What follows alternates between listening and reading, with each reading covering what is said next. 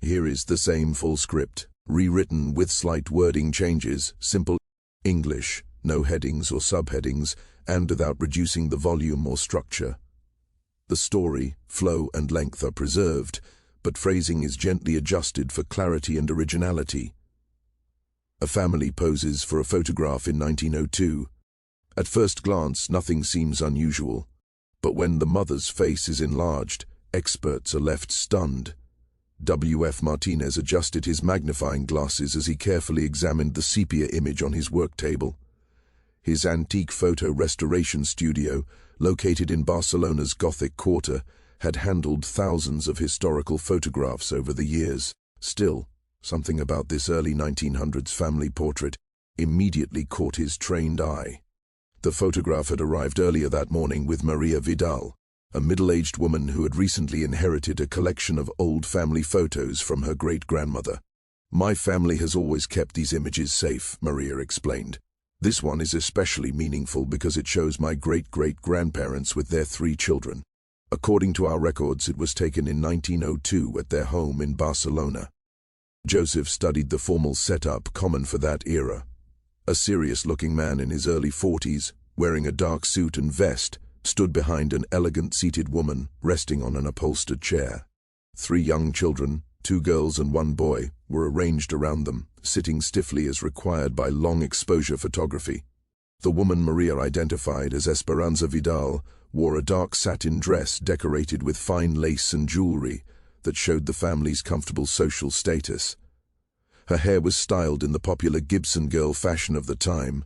Her hands rested neatly in her lap, displaying expensive rings that reflected the studio light. What truly interested Joseph was the unusual clarity of the photograph for the year 1902. The photographer had achieved remarkable sharpness, especially in the faces, something rare given the technology of that period. The details were so clear that Joseph could count individual pearls in the woman's necklace and see the texture of lace in her dress. He decided the image deserved his most advanced restoration process. Joseph began by scanning the photograph using his professional 9600 DPI scanner, designed specifically for fragile historical images. The digital result was stunning, allowing deep zoom without losing detail and revealing features that had remained hidden for over 120 years. On his high-definition monitor, he opened the restoration software he had developed and refined. During his 15-year career, he started his usual process, removing age stains, humidity marks, fine cracks in the emulsion, and discoloration caused by time. As he improved contrast and sharpness around the mother's face, he noticed something strange.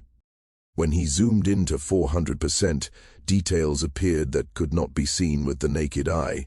Near her left ear, there was a slight texture difference that suggested something unusual beneath the hair. Joseph applied specialized filters meant to reveal hidden image layers. What he saw left him silent for a moment. Beneath what he had assumed was natural hair, the clear edge of a carefully fitted wig appeared. The hair did not grow naturally from the scalp, but rested on an artificial base. Curious and uneasy, he continued his examination. At maximum magnification, Joseph noticed the makeup on the woman's face was far more advanced than what was common in 1902. Cosmetic technology at the time was basic, yet what he saw showed multiple layers of powders and creams, applied with expert skill to alter her appearance. Even more unsettling was what appeared during spectral analysis. Behind her right ear, partly hidden by the wig and makeup, was a small floral tattoo. Near her left eye, concealed beneath heavy cosmetic layers, was a distinct crescent-shaped scar. Joseph had restored countless old photographs, but he had never encountered such clear signs of deliberate identity concealment. This woman was not simply posing for a family portrait, she was playing a role. One disturbing question began to consume him. If this woman was not truly Esperanza Vidal, then who was she? And why did she need to hide her real identity so carefully? Joseph contacted Maria Vidal to share his early findings, choosing his words with care. "I've discovered some unexpected details in the photograph that might help us better understand your family's past," he said during a phone call. He asked if she could show him any documents related to Esperanza. Maria agreed and invited him to her apartment in Gracia, where she kept family records passed down through generations. Her apartment was filled with antique furniture and framed photos documenting over a century of family history. As she opened a wooden box of papers, Maria explained that her great-grandmother always described Esperanza as a remarkable woman. According to family stories, she was highly educated, spoke several languages, and was admired deeply by her husband Ricardo Vidal. She supposedly died young from tuberculosis in 1905. Joseph examined the documents carefully. The marriage certificate from 1898 listed Ricardo Vidal, a 38-year-old textile industrialist, marrying Esperanza Montoya, aged 24, described as having no profession and originating from Valencia. However, Joseph immediately noticed that her signature was elegant and refined, suggesting a level of education that did not match the official description. He then read letters Esperanza had written to Ricardo during their courtship. Though written in perfect Spanish, Joseph noticed subtle linguistic patterns suggesting Spanish was not her first language. Certain sentence structures resembled French translated into Spanish. Maria also showed him Esperanza's death certificate, dated March 3, 1905. Tuberculosis was listed as the cause of death, yet there were no medical records supporting a long illness, nor references to sickness in family correspondence. Joseph asked if any personal belongings of Esperanza had survived. Maria led him to a closet containing inherited jewelry and keepsakes. Among them were gold bracelets engraved in French poetry books filled with handwritten notes, and most revealing, a small diary written entirely in French. With permission, Joseph photographed several diary pages. Though his French was limited, it was clear the writing was not personal or domestic. Instead, the entries detailed industrial observations, military movements, and confidential information exchanges. Joseph realized this was far beyond a family mystery. He contacted Dr. Elena Ruiz, a historian at the University of Barcelona who specialized in early 20th century Spain. In her book-filled office, she examined Joseph's digital images and was immediately alarmed. The level of physical disguise seen in the photograph required specialized training and resources unavailable to ordinary citizens. She studied the tattoo and scar closely, then silently consulted several reference books for minutes. Finally, she spoke seriously. "We need to check intelligence archives. These could be identifying marks of a covert operative." Dr. Ruiz contacted colleagues in Paris with access to French intelligence archives.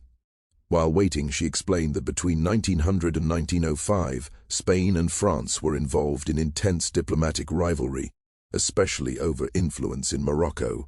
Espionage networks were active on both sides. She translated the diary entries fully and confirmed they were intelligence reports.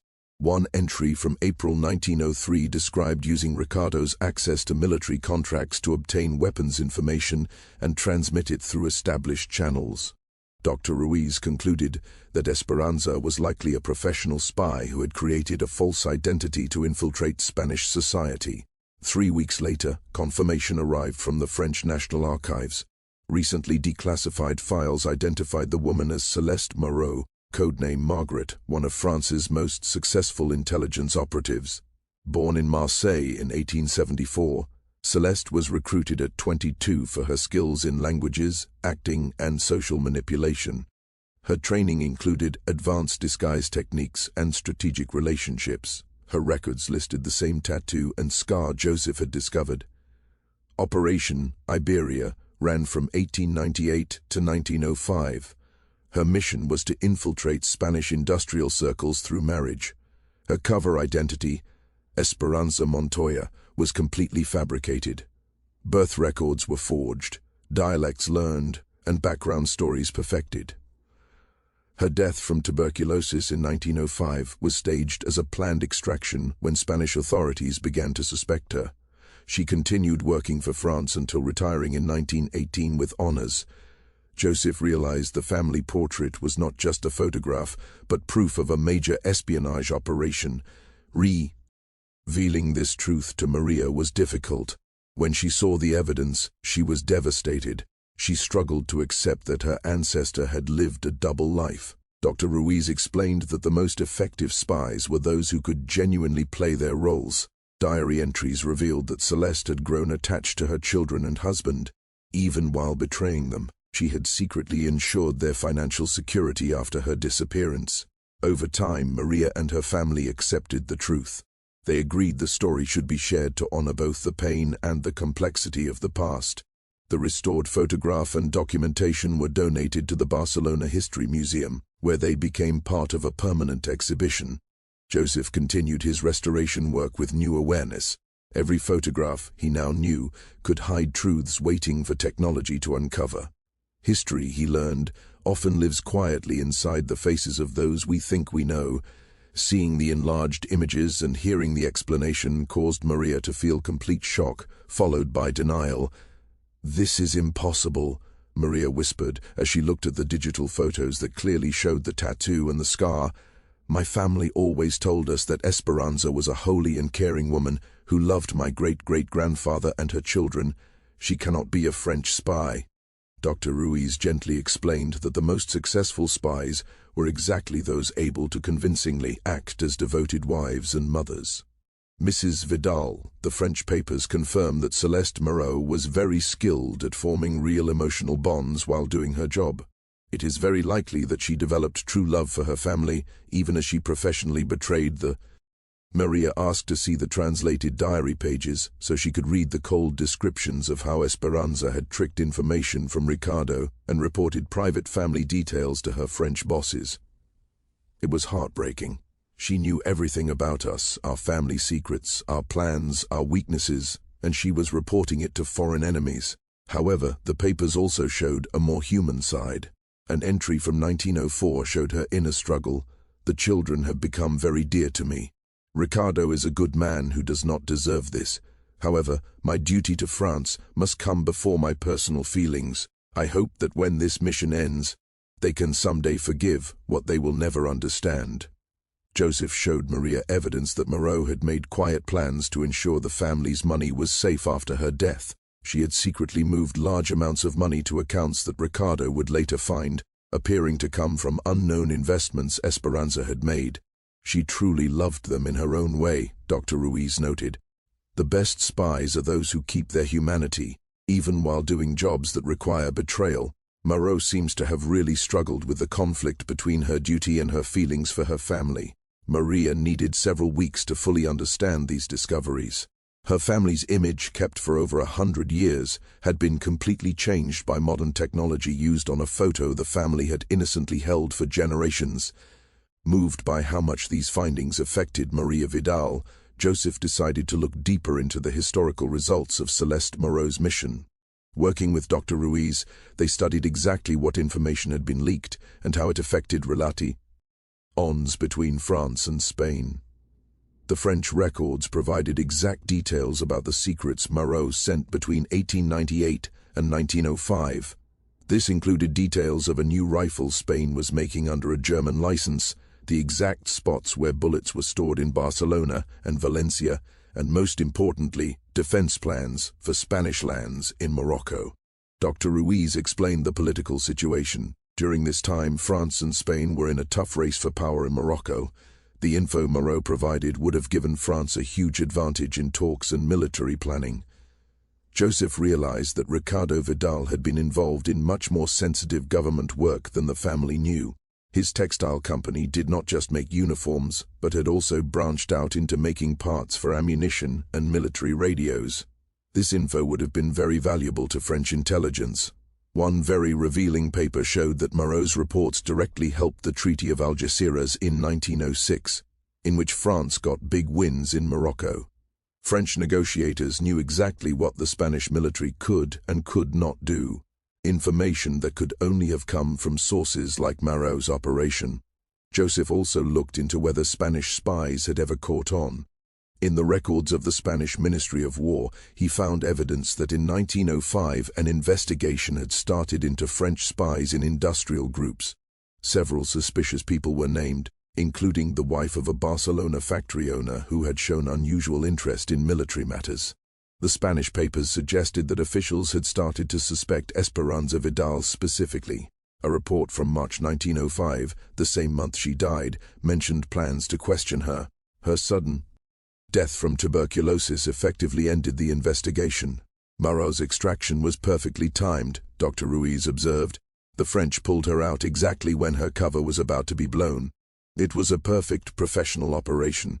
Joseph realized that the family portrait he had been fixing was not just a picture of a lie, but a historical document showing the complexity of international spying during a vital time in European history. The 1902 photo captured a moment when Spain was being quietly weakened by one of the best spies of the era. One of the most worrying questions raised during the study was what happened to Ricardo Vidal's 3 children after their spy mother died. Joseph and Dr. Ruiz decided to check family records to see how Moreau's secret life affected the innocent kids. Maria Vidal provided info about the children: Carmen, born in 1899, Diego in 1901, and Isabel in 1903. All 3 were raised by Ricardo with help from his sister after Esperanza's death. Family records showed that Ricardo never married again, staying loyal to the memory of his wife. Joseph found in school records that the 3 children had been sent to very expensive private schools. This was unusual because the family was thought to have money problems after Esperanza died. However, the school fees had been paid by a secret charity that supported orphans from industrial families. The study revealed that this charity had been secretly set up by French intelligence as part of the plan to get Moreau out. The French wanted to make sure the children got a good education, both for kindness and to keep the secret safe. If the children had been poor after their mother died, it might have made people suspicious. School records showed that all 3 children were great students, especially in languages. Carmen spoke French perfectly. Diego was great at math and science, while Isabel was excellent in literature. Teachers noted that the children were very cultured, as if they had been influenced by smart people from a young age.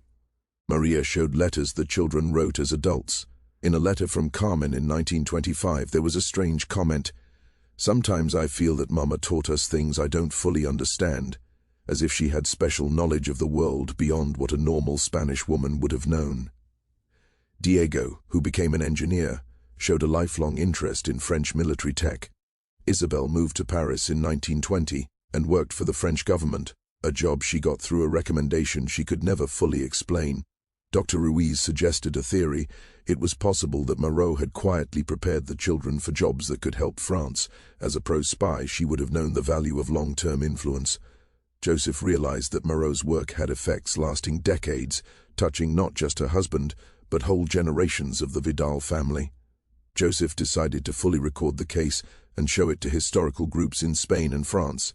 Before that, he wanted Maria Vidal to decide how the info should be shared. During a meeting at Maria's home, Joseph showed all the evidence: the fixed photos, the French papers, and the timeline of the spy mission. Maria invited other family members to come. The family had different feelings. Some felt betrayed and wanted to keep it secret to protect their name. Others felt the story was too important to hide. Maria's cousin, Carlos Vidal, had a different view. "Maybe we should feel proud. Our great-great-grandmother, even though she was a spy, was clearly an amazing woman who lived a life of bravery that few women back then could imagine." Maria eventually decided the story should be told in a way that respected both Moreau's complexity and Ricardo's pain. "My great-great-grandfather was a good man who was used for politics he didn't understand, but she was also a human who struggled between duty and feelings." Joseph worked with Dr. Ruiz to write an article about the case. It was published in Spanish and French history journals, showing how modern tech can find secrets hidden for a century. The story caught international interest. Historians from all over Europe contacted Joseph to see the images. The French government even issued a statement admitting to Moreau's work for the first time. France recognizes that between 1898 and 1905, French agents worked in Spain. While this was for national security, it involved tricking innocent people. "We respect the families affected." Joseph realized his project had become something much bigger. He had helped people understand European history better. 1 year later, Joseph was invited to speak in Paris about the case. His talk was called "When Technology Reveals History." While in Paris, he was contacted by Marie Claire, a 78-year-old woman who was Celeste Moreau's great-niece. My family always knew Aunt Celeste had done something big for France, but we never knew what, she said. Seeing her photo and knowing her story is very emotional. Marie-Claire brought family papers that showed the French side. Among them were letters Moreau wrote to her sister after 1905, expressing her guilt. I will never forget the family I had to leave. Even though I did my duty, I feel I betrayed good people. I hope they can forgive me. The meeting between Marie-Claire and Maria Vidal, set up by Joseph, was a big moment. Two families connected by a lie met to talk about the legacy.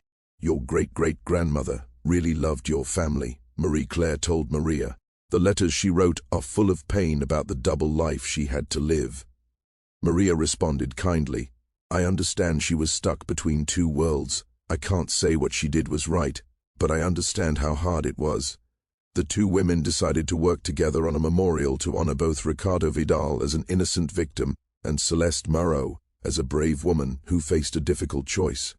Joseph gave the restored photo and all his papers to the Barcelona History Museum for a permanent display. The 1902 family photo, once just a symbol of happiness, had become a famous historical document. Visitors can see the original image and the enlargements that show the secrets. In his speech at the museum, Joseph said, "This photo reminds us that history is not simple. People we think we know may have secret lives. Technology lets us find these stories, but it also makes us think about the right and wrong of the past." The Vidal family eventually found peace. They saw Celeste Moreau not as a villain, but as a complex person from a world where loyalty to a country often clashed with love for a family. Joseph kept fixing photos, now knowing that every old image might hold a secret waiting to be found.